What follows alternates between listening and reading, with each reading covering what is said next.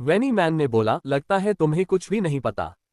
तुमने वेनी पीपल की चीजें वापस नहीं की। बिह्योन ने गुस्से में बोला, मुझे उस सब की परवाह नहीं।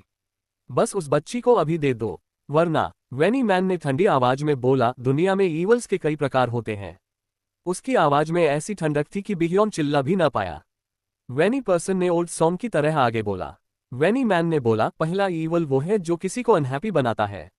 उसका उभार धीरे धीरे और बड़ा होने लगा। बिह्योन के दिमाग में खतरे की घंटी बजने लगी। वेनी मैन ने बोला, दूसरा ईवल वो है जो दूसरों की मिजरी में मजा लेता है। लिरिक्स के साथ साथ उभार से कुछ निकलने लगा, वो चीज जो बिल्कुल नहीं निकलनी चाहिए थी। वेनी मैन ने बोला, सबसे घिनौना ईवल वो है जो अपनी मिजरी दूसरों को दिखाता है। बिह्योन बिना सोचे हिला। The authority of a giant story का उपयोग हो रहा है। बिह्योन अब सीनियर डॉकाई था, उसे जायंट स्टोरी का अधिकार मिल चुका था।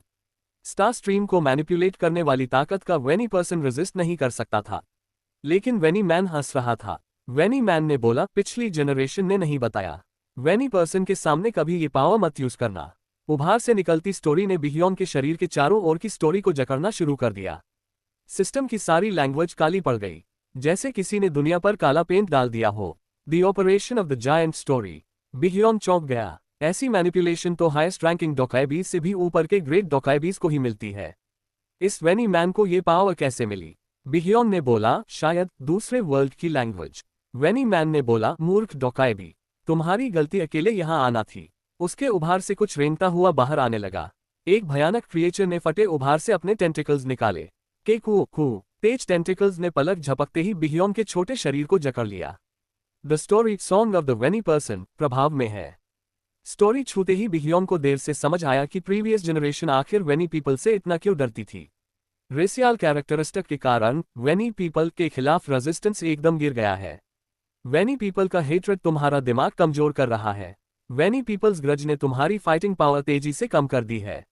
बिह्योन को हेल्पलेसनेस महसूस हुई, जैसे वह कोई इनकारनेशन बन गया हो। हवा से बरसती अनगिनत निगाहें उसके शरीर पर तीरों की तरह लग रही थीं।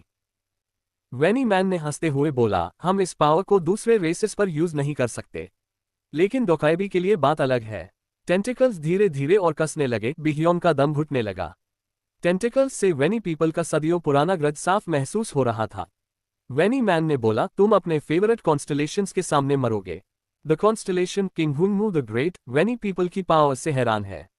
The constellation god of wine and ecstasy weenie people की पावर के सोच से नाक सिकोड़ रहा है। The constellation prisoner of the golden headband मुट्ठियां कस रहा है। द कॉन्स्टलेशन डेमन लाइक जज ऑफ फायर बहुत गुस्से में है।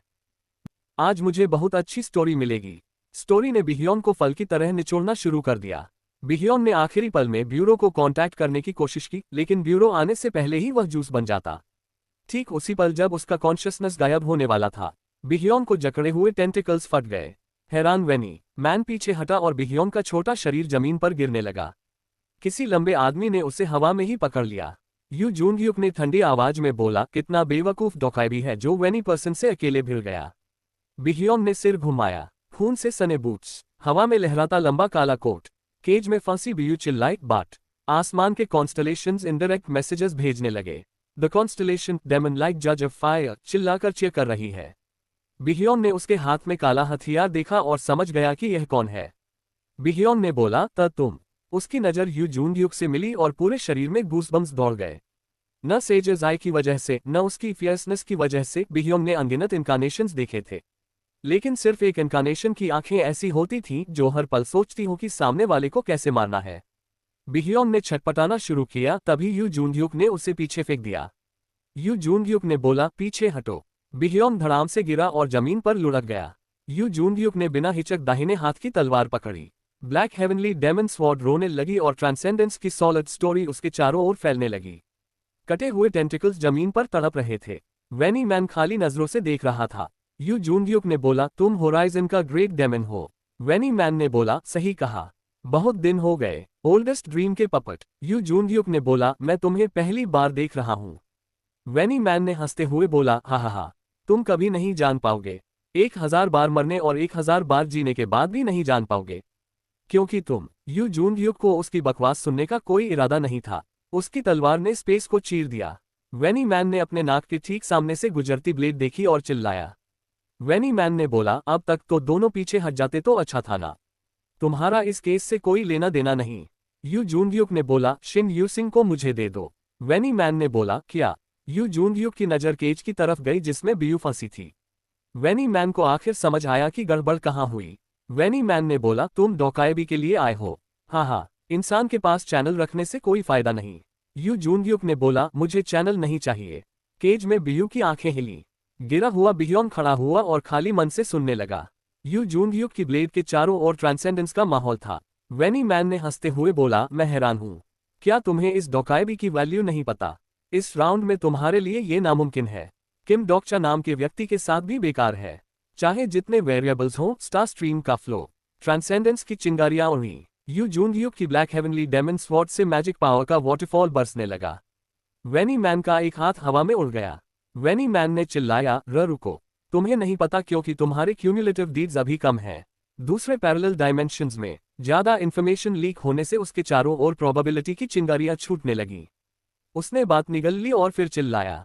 वैनी मैन ने बोला, तुम गलती कर रहे हो। मुझे अपना दुश्मन कभी मत बनाना। यू जूनग्युक ने बोला, मैंने अपने साथियों से वादा किया था, उसके लिए बदला लूंगा। केज में बियू कांप रही थी। शायद उसकी यादें चली गई हो, पास्ट लाइफ के कई हिस्से मिट गए हों, लेकिन उसका शरीर कांप रहा था। यू जूनग्युक ने बोला, तुम यहीं मरोगे। 41st रेग्रेशन की शिन यूसिंग को यादें नहीं थीं। फिर यह बदला किसके लिए था? यू जूनग्युक को खुद नहीं पता था। उसने बस तलवार चलाई। जैसे पहले राउंड का बदला दूसरे राउंड में पूरा हुआ था, दूसरे का तीसरे में। उसने उभार से आते टेंटिकल्स चीरे और वैनी मैन के एक हाथ पर विशाल तलवार टिका दी। अगले ही पल यू जूनग्युक वैनी मैन के पीछे खड़ा था। ब्रेकिंग द स्काई की एनर्जी पूरे स्पेस में फैल गई। वैनी मैन ने चिल्लाया, रुको। 1 मिनट। वैनी पर्सन का उभार हवा में उड़ गया। अगले पल वैनी मैन का शरीर उभार से निकली डार्कनेस में समा गया। वैनी मैन ने बोला, शाप है, मैं तुम्हें शाप देता हूं। सारे डायमेंशंस के मैं तुम्हें कभी माफ नहीं करेंगे। ब्लैक हेवनली डेमन स्वॉर्ड ने उसके मुंह पर वार किया। भयानक चीख गूंजी और उभार से निकली डार्कनेस ने वैनी पर्सन को पूरी तरह निगल लिया। डार्कनेस ने एक पल यू जूनग्युक को घूरा और फिर पूरी तरह गायब हो गई। उसके बाद पूर्ण शांति छा गई। यू जूनग्युक थोड़ी देर वही खड़ा रहा। ट्रांसेंडेंस का एक्सेसिव यूज हुआ था। उसके कानों में अनगिनत सिस्टम मैसेजेस आने लगे। You have acquired a new legendary story. You have accomplished an achievement that never existed before. The story one who killed a weenie person प्राप्त हो गई है। सारे डेमन रेल्म के वेनी पीपल तुम्हारे दुश्मन बन गए हैं। यू जूनग्युक धीरे धीरे केज तक गया और बियू को सावधानी से बाहर निकाला। बियू जोर जोर से रोने लगी। उसका छोटा हाथ यू जूनग्युक को कई बार छुआ। यू जूनग्युक ने उसे जेब में डाला और चल पड़ा। द कॉन्स्टलेशन डेमन लाइक जज ऑफ फायर की आंखें नम हैं। The constellation bold general of justice तौलिया से सिर पोंछ रहा है। The constellation maritime war god इतना इम्प्रेस्ड है कि कविता लिख रहा है। अनगिनत कॉन्स्टलेशंस की रोशनी उस पर पड़ रही थी, लेकिन कोई भी उस तक नहीं पहुंच पा रही थी। चाहे वे कितने भी साल जी चुके हों, दुनिया को 2 बार तबाह होते देखने वाले रेग्रेसर को कोई समझ नहीं सकता था। तभी यू जूनग्युक को एक मैसेज सुनाई दिया। The constellation daemon king of salvation तुम्हें देख रहा है। ये वो स्टार था जो पिछले 2 राउंड्स में कभी नहीं दिखा था। फिर भी यू जूनग्युक को लगा कि यह स्टार बहुत पहले से वहां था। यू जूनग्युक ने बोला, दूर हो जा किम डॉक्चा। और सचमुच आकाश में एक तारा बुझ गया। यू जूनग्युक ने फिर बोला, किम डॉक्चा। जवाब नहीं आया।